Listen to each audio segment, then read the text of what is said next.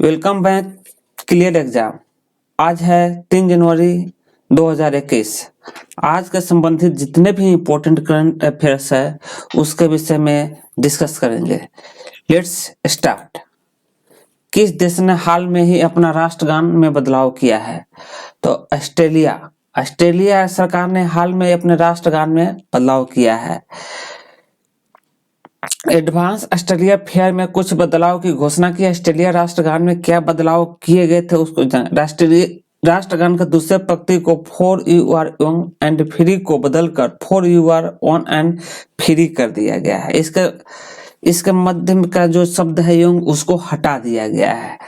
हाल में ही किसान कल्याण मिशन किस राज्य सरकार शुरू करने की घोषणा की है? तो इसका 4 ऑप्शन है, बिहार सरकार, असम सरकार, उत्तर प्रदेश सरकार, पंजाब सरकार। तो उत्तर प्रदेश सरकार के मुख्यमंत्री योगी आदित्यनाथ ने किसान कल्याण मिशन योजना शुरू करने की घोषणा की है। चलिए इसके विषय में डिटेल से जानते हैं। उत्तर प्रदेश सरकार किसानों की आय को दोगुना करने के लिए एक विशेष कार्यक्रम शुरू करने जा रही है। इस कार्यक्रम को किसान कल्याण मिशन नाम दिया गया है। किसान कल्याण मिशन यह मिशन राज्य के सभी विधानसभा क्षेत्र को कवर करेगा। इस मिशन का उद्देश्य किसानों की आय दोगुना करना है। कोविड-19 संकट के दौरान योजना के लाभार्थियों को प्रधानमंत्री उज्ज्वला योजना के तहत 10 करोड़ से अधिक मुफ्त सिलेंडर प्रदान किए गए थे। Option A 10 crore, option B 20 crore, option C 14 crore, option D 23 crore. सही उत्तर होगा 14 करोड़। चलिए इसके विषय में डिटेल से समझते हैं। पेट्रोलियम प्राकृतिक गैस मंत्रालय ने हाल में ही घोषणा की है कि कोविड-19 संकट के दौरान योजनाओं को लाभार्थियों को प्रधानमंत्री उज्ज्वला योजना के तहत 14 करोड़ का अधिक मुफ्त सिलेंडर प्रदान किए गए। नेक्स्ट क्वेश्चन पर चलते हैं। किस तारीख से कोविड-19 टीकाकरण के लिए राष्ट्रव्यापी ड्राई रन आयोजित शुरू हुआ? 30 अक्टूबर 2020, 20 नवंबर 2020, थर्ड है 14 अक्टूबर 2020, 2 जनवरी 2021। सही उत्तर है 2 जनवरी 2021। विस्तृत में समझते हैं। कोविड 19 वैक्सीन के लिए ड्राई रन 2 जनवरी 2021 को पूरे देश में आयोजित किया जाएगा। केंद्र सरकार ने सभी राज्यों और केंद्र शासित प्रदेशों को वैक्सीन रोल आउट के लिए प्रभावी, तैयार और सुनिश्चित करने के लिए कहा है। यह एक प्रकार की मॉक ड्रिल है। इसमें टीकाकरण की तैयारी का परीक्षण किया जाएगा। देखिए ये क्या है एक्चुअल में, ये जो है कि ड्राई रन का मतलब होता है रिहर्सल, मैंने पूर्व अभ्यास करना। इसमें हर स्टेट सरकारें जो है कि वैक्सीन को किसे फर्स्ट प्रायोरिटी देना है, किसे सेकंड प्रायोरिटी देना है, वो पूरा डाटा को बनाएगी और केंद्र सरकार को ऑनलाइन सबमिट करेगी। चलिए नेक्स्ट क्वेश्चन पर चलते हैं। रेलवे बोर्ड के नए चेयरमैन और सीईओ कौन है? तो सुनीत शर्मा अभी रेलवे बोर्ड के नए चेयरमैन और सीईओ बने हैं। डिजिटल पेमेंट इंडेक्स का पैरामीटर क्या है? तो हाल फिलहाल में भी आरबीआई ने डिजिटली लेनदेन को बढ़ाने के लिए कुछ पैरामीटर बना है, उसको देख लीजिए ध्यान से। जिसे भारतीय रिजर्व बैंक ने हाल में ही भारत में कैशलेस लेनदेन की वृद्धि मापने के लिए डिजिटल भुगतान सूचकांक जारी किया है। इसका में देखिए 5 प्रकार का सूचकांक जारी किया है। एक भुगतान एनेबलर है जो 25% है, भुगतान अवसंरचना मांग पक्ष कारक है 10% है, भुगतान अवसंरचना आपूर्ति पक्ष कारक है 15% है, भुगतान प्रदर्शन 45% है, उपभोक्ता केंद्रिता 5% है। इसको याद रखिएगा तो इम्पोर्टेंट है उपभोक्ता केंद्रिता।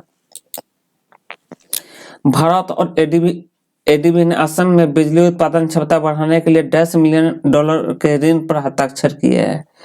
ऑप्शन नंबर है 302 crore, option B 231 crore, option C 143 crore, option D 233 crore. सही ऑप्शन है 200, option B 231 crore. Steel authority of India के पहली महिला चेयरपर्सन कौन बनी है? सोमा मंडल, सीता देवी, रानू मंडल, रीता शर्मा। सही ऑप्शन है सोमा मंडल। सोमा मंडल के विषय में विस्तृत से जानते हैं। 1 जनवरी 2021 को सोमा मंडल स्टील अथॉरिटी ऑफ इंडिया की पहली महिला चेयरपर्सन बन गई है। उन्होंने अनिल कुमार चौधरी का स्थान लिया है। वे 31 दिसंबर को सेवानिवृत्त हो गए थे। सोमा मंडल 2017 में स्टील अथॉरिटी ऑफ इंडिया में शामिल हुई थी। हाल में ही किस राज्य ने एक जिला एक सिप नामक अभियान शुरू किया है? Option A Madhya Pradesh, option B Paschim Bangal, option C Assam Bihar, option D Bihar.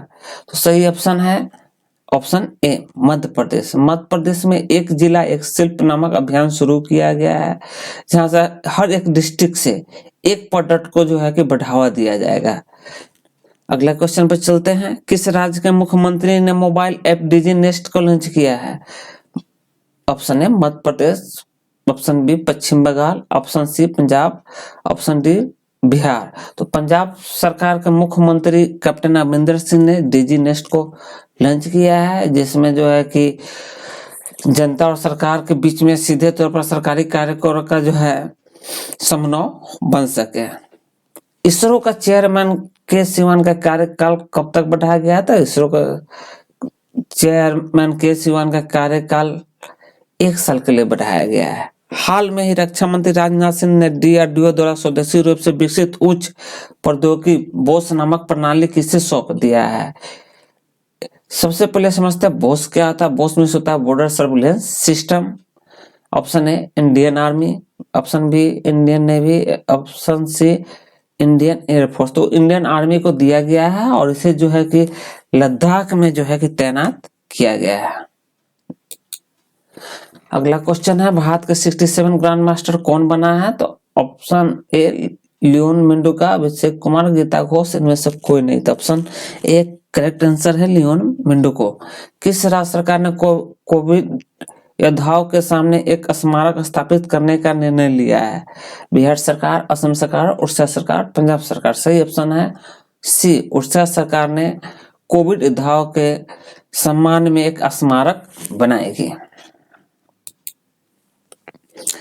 किस रक्षा विनिर्माण समूह को रक्षा मंत्रालय से ग्रीन चैनल का दर्जा प्राप्त हुआ है? Option A L and T defence, option B भेल, option C Tata, option D Mahindra and Mahindra. तो ऑप्शन ए सही आंसर है एल&टी डिफेंस। एल&टी का फुल फॉर्म होता है लार्सन एंड टर्बो। इसका हेडक्वार्टर मुंबई में है। निम्नलिखित में से कौन सा स्पेस टेक प्राइवेट कंपनी को ठोस संचालक रॉकेट चरण कलाम 5 को सफलतापूर्वक परीक्षण किया है? Option A SpaceX, option B Skyroot aerospace, option C ISRO और ऑप्शन डी नासा। तो सही ऑप्शन है option number B Skyroot aerospace.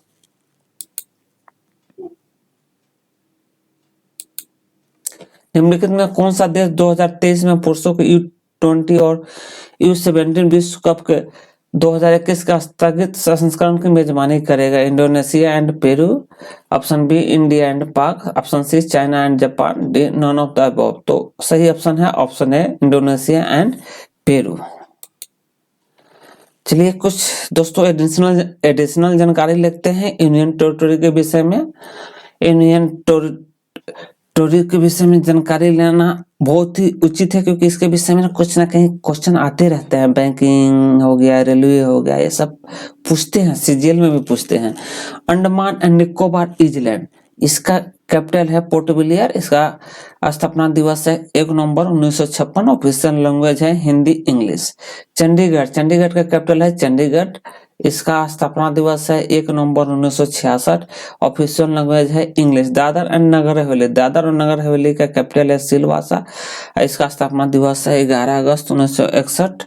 Official language है गुजराती और हिंदी। दमन और दीव का है कैपिटल दमन है। इसका स्थापना दिवस है 23 मई 1987। इसका ऑफिशियल लैंग्वेज है इंग्लिश, गुजराती, हिंदी और कोंकणी दोस्तों याद कीजिएगा, साउथ का एक स्टेट का भी भाषा लैंग्वेज है। तो हमें कमेंट करके जरूर बताएं कि किस राज्य का ये लैंग्वेज है। दिल्ली का है न्यू दिल्ली, 9 मई 1905। हिंदू, पंजाबी, उर्दू। लक्षद्वीप का है कैपिटल कवारत्ती और इसका स्थापना दिवस है 1 नवंबर 1956 और इंग्लिश हिंदी। पुडुचेरी का कैपिटल पुडुचेरी ही है। 1 number 1954। English, Tamil, Malayalam and Telugu है इसकी भाषा। जम्मू एंड कश्मीर का श्रीनगर जो है कि गर्मी में रहता है और जाड़े में जम्मू रहता है। इसका स्थापना 1 अक्टूबर 2019 को हुआ था। ऑफिशियल लैंग्वेज उर्दू है। और इसके बाद में आ गया लद्दाख। लद्दाख का कैपिटल लेह है, जिसका भी स्थापना 31 अक्टूबर 2019 को हुआ था। इसका ऑफिशियल लैंग्वेज बोटी है, बोटी, याद रखिएगा। थैंक यू दोस्तों, यहाँ पर समाप्त होता है।